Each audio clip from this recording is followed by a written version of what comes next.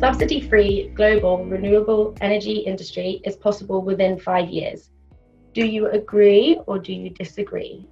74% agree and 26% disagree, which is quite interesting because this is at odds with the poll we did on LinkedIn. So that mixes things up for all our debaters.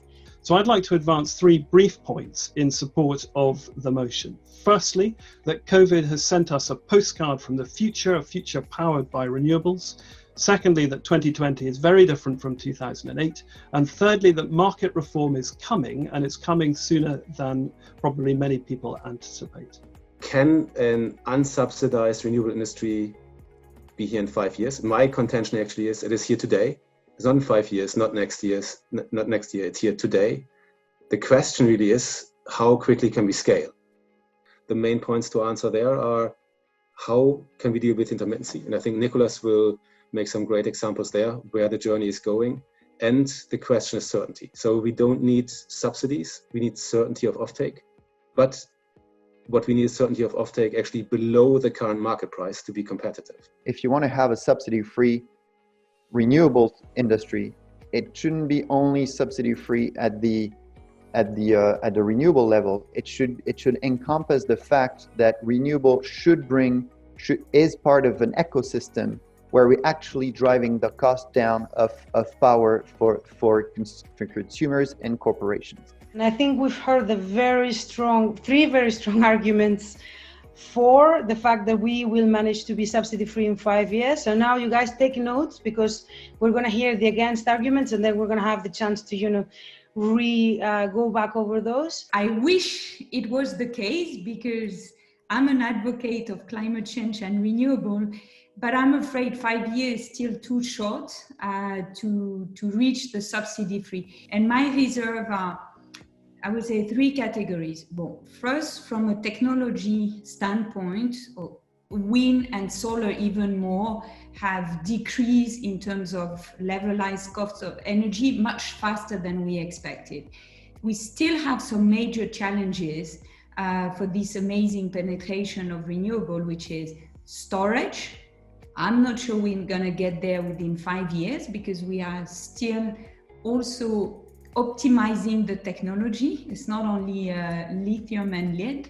There are other technology, hydrogen, where will it be? Second, we have still a lot of work to do to perform on grid, and that is huge capex to support all this renewable. The second point, which is my main point, is on financial.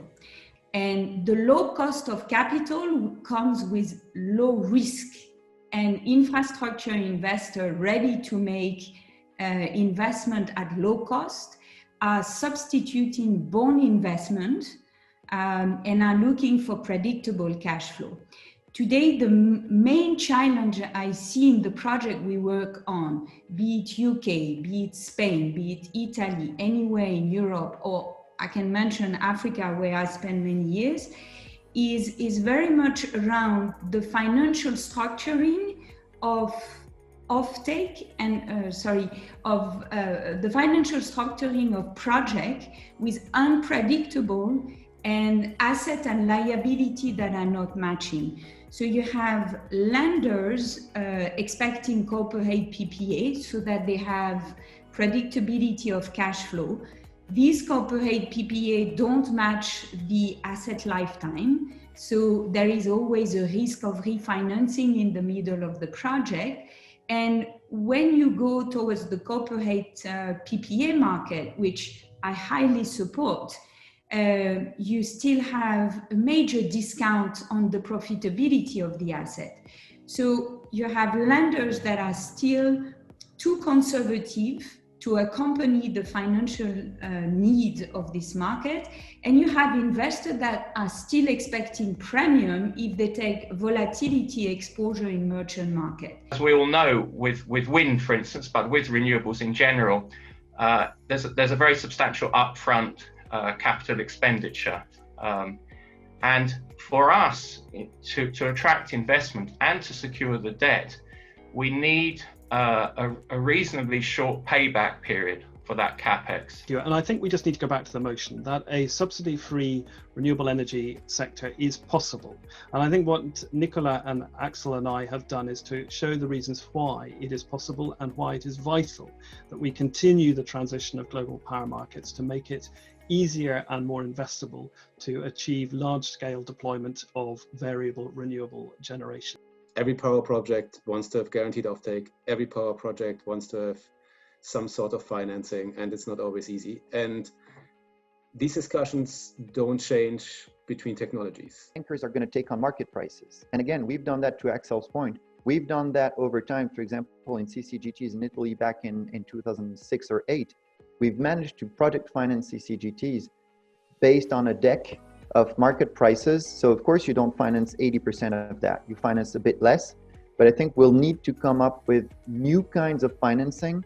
But I think we're on the verge of that because also are moving away from fossil fuels and will want to put pool in those new structures of financing. Lenders, I'm afraid, Nicola, they are not ready to take the merchant risk. Yes, they finance project on merchant, but who is taking the risk is the sponsor. One point perhaps that brings us closer together is that really that when we talk about the word subsidy or the concept of subsidy, I think this itself can be explored more, and obviously we've talked about feed-in tariff,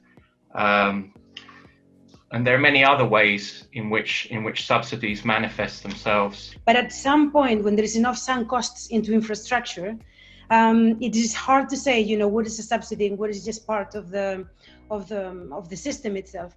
And one of the things that you guys mentioned is the fact that we need grids, we're more resilient, we need smart grids, all of this investment. And is this investment like the roads is going to allow us to put more renewables, or should that be considered as a subsidy, so to speak? What's the socially acceptable cost of the energy transition?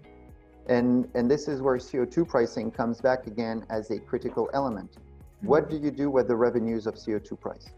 Is it just a question of fiscal deficit, or are you going to allocate to people who may see the energy transition as unjust? Do you allocate it to programs that help alleviate the cost of energy transition to people who might be vulnerable?